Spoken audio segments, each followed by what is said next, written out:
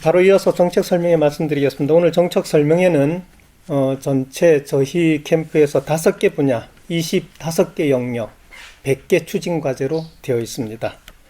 그래서 5개 분야의 기본 방향과 강원 교육의 혁신을 위한 전략 일부만 소개해 드리는 걸로 하겠습니다. 우선 가장 기본적인 정책 방향은 첫 번째는 전교조 교육감 12년의 병폐를 해소하는 데 중점을 두었습니다. 여러분들이 잘 아시는 것처럼 학력 문제 전국적으로 꼴찌 수준 아닙니까?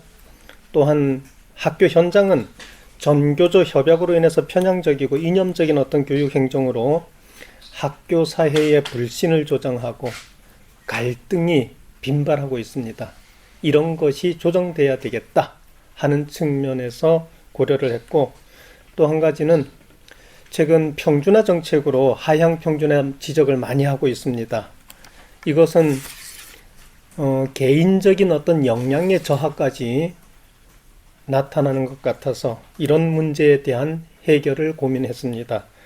또 최근 잘 알고 계시는 것처럼 강원도 행복청이라는 이름으로 교육적 가치를 폄하하는 어떤 그런 사태가 비일비재하게 일어나서 이런 어떤 전교조 협약 사항에 대한 그런 문제, 12년의 병폐에 대한 것을 해소하는 쪽으로 첫 번째 방향을 잡았다고 말씀드리고요. 두 번째는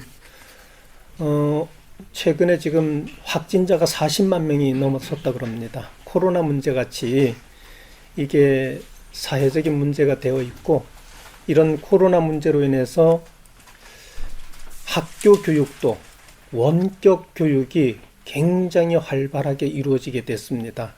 다시 말하면 미래의 교육이 당겨진 그런 현상을 보는데, 이런 문제로 인해서 강원도의 어떤 교육 격차, 불평등 해소에 중점을 두고 교육 정책을 입안했다 말씀드립니다.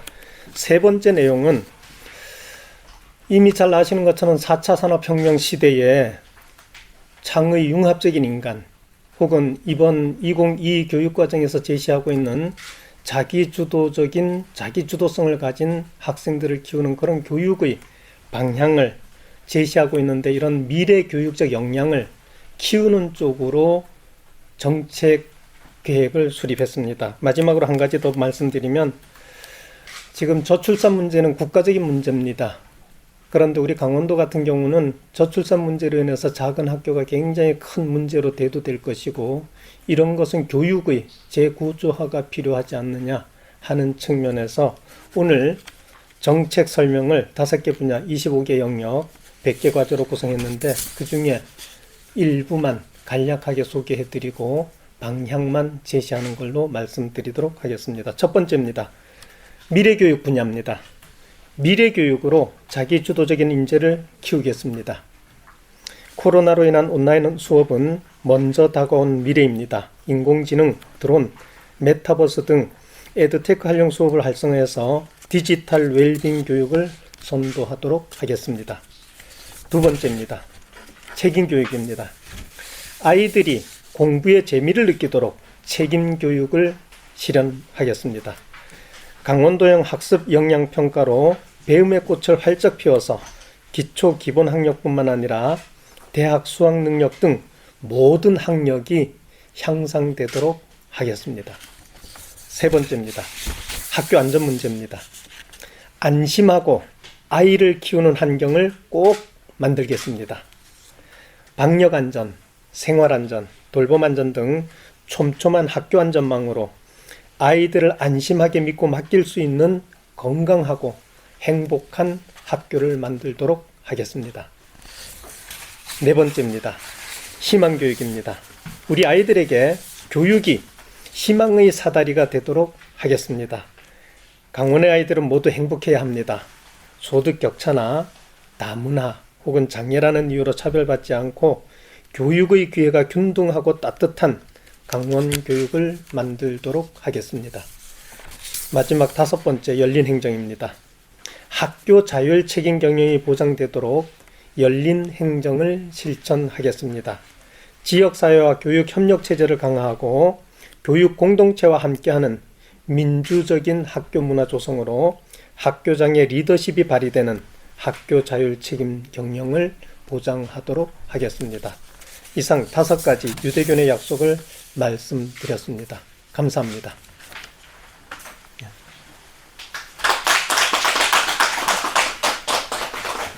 예, 이어서 질의응답 시간을 갖겠습니다. 질의가 있으신 분은 질의해 주시기 바랍니다.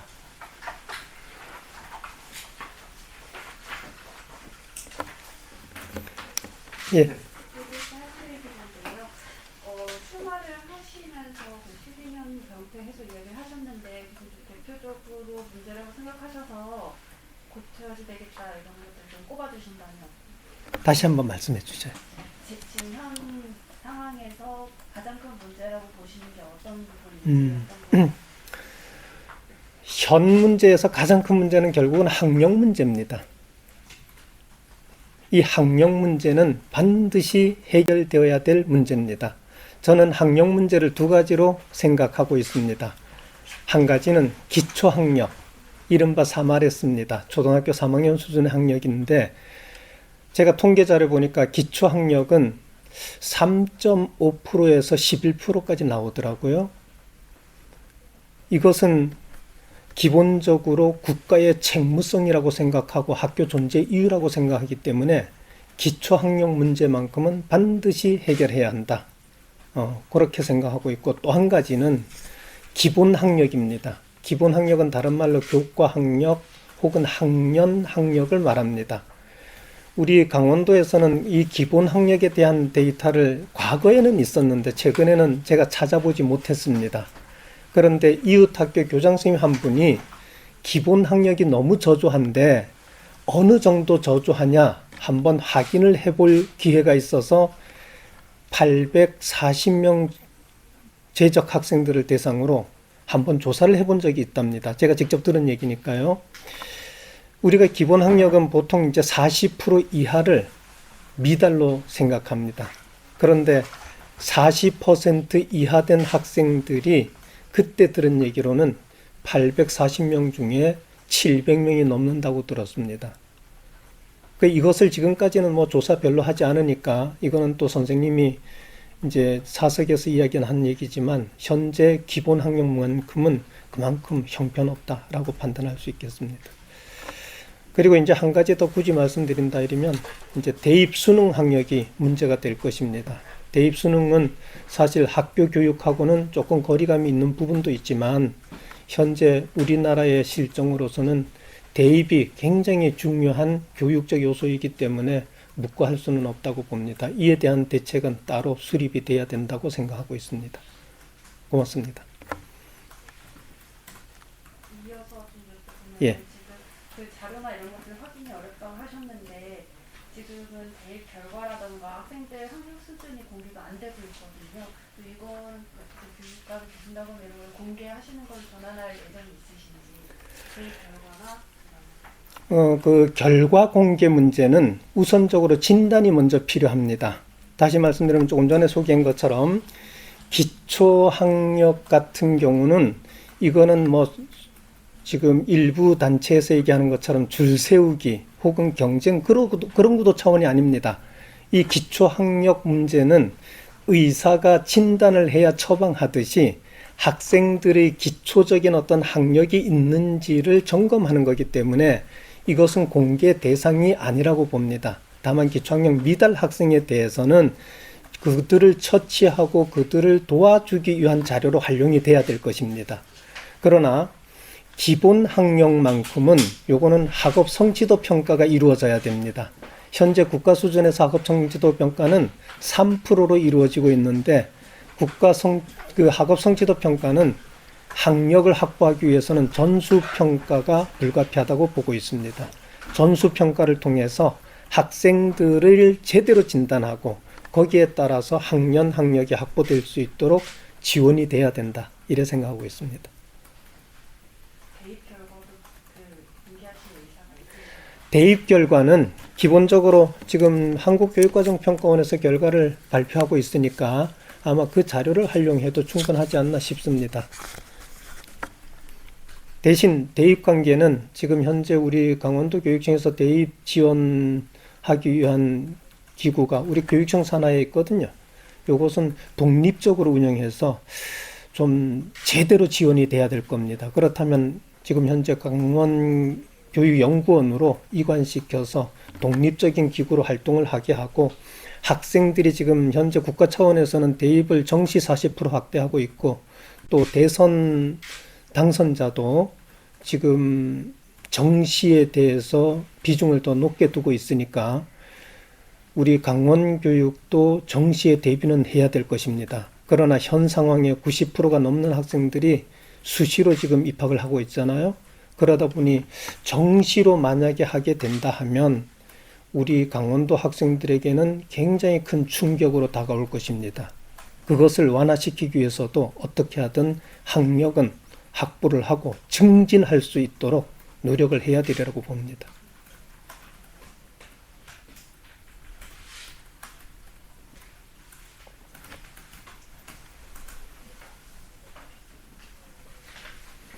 정책 기자회견 자리긴 한데 아마 뭐 기자들도 다 질문해야 된다고 생각을 할 것 같아서 여쭤보는데요. 예. 오늘 1시간 전에 이제 조백동 후보가 단일화 과정에서 이제 불참을 하겠다 선언을 하면서 지금 참여하고 있는 각 후보님들 뭐 지금 본인이 생각하시는 뭐 문제들에 대해서 쭉 기자회견을 하고 갔는데 아마 후보님께서도 그거에 대한 입장이 있으실 것 같아요. 조백동 예비후보 이탈에 대해서 한 말씀 좀 정리를 해주신다면. 예. 단일화 말씀해 주셨는데 사실 저는 어떤 생각이냐 하면 현재 우리 특정 단체의 조직이 참 강하다고 생각하고 있습니다. 그 조직을 저희같이 조직이 없는 사람 입장에서는 그 조직을 이기는 게 굉장히 벅차다고 생각합니다. 그래서 이른바 중도 보수의 성향을 가진, 그러니까 전교조, 비정교조로 저는 구분하고 싶은데, 전교조가 아닌 비정교조 후보들이 좀 서로 합심해서 단일화를 해서 우리 강원도민들이 정교조 교육에 대해서 매우 비판적이기 때문에 정교조 교육이 아닌 제대로 된 교육을 하기 위한 후보들을 선택하는데 좀 쉽게 할 수 있도록 하기 위해서는 단일화가 불가피하다라는 생각을 갖고 있습니다. 그래서 저는 단일화 끝까지 참여할 생각입니다. 물론 조백송 후보께서 말씀하신 것처럼 추진위원회가 조금 편파적인 모습을 제가 듣긴 합니다. 그렇지만 그거는 그렇게 큰 문제가 아니고 오히려 추진위원회가 조금 빈약할지라도 거기에 무게중심을 두고 단일화는 해야 된다 하는 생각을 견지하고 있습니다. 뭐 답변이 좀 됐어요?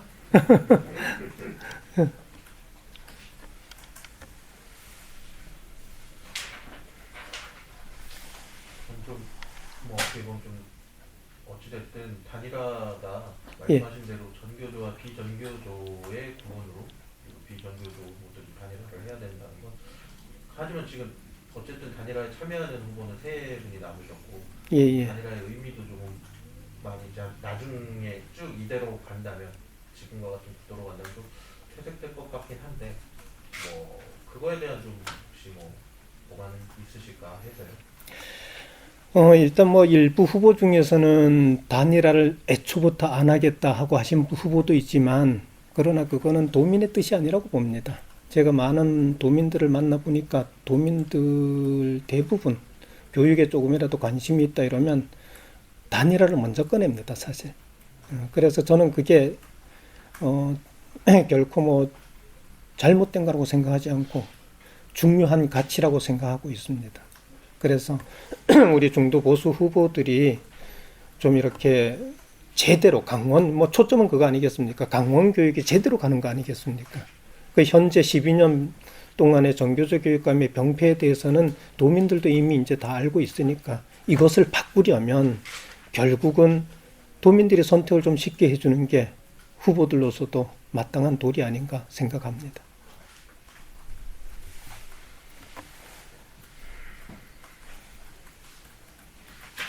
계속해서 의견 있으면 질의해 주시기 바랍니다. 아까 그 이야기에서 이제 후보님이 왜 보수 교육원 후보로 분류했는지에 대한 의견도 나왔었는데요. 아닙니다. 저는 기본적으로 어떤 생각하고 있나 하면은 교육에는 사실 진보, 보수 없다고 생각하고 있습니다. 진보의 가치도 중요하고 보수의 가치도 중요하고 그것을 조화롭게 아울러서 교육적인 가치가 구현되어야 된다라고 생각하고 있습니다. 그러다 보니까 누가 날 보고 직접적으로 당신 보수야, 진보야 라고 물으면 그거는 언론에서 구분하는 거지 우리 교육자로서 구분할 성격은 아니지 않느냐. 굳이 강원교육에서 구분한다면 전교조와 비전교조로 일부 언론에서 분류한 것처럼 그것이 오히려 바람직하게 본다. 제가 그렇게 답변을 드렸습니다.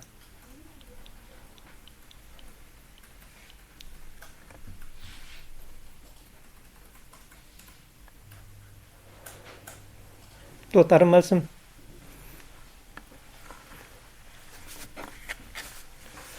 예. 이상으로 유대경 강원도 교육감 예비 후보자 정책 설명회를 모두 마치도록 하겠습니다. 감사합니다.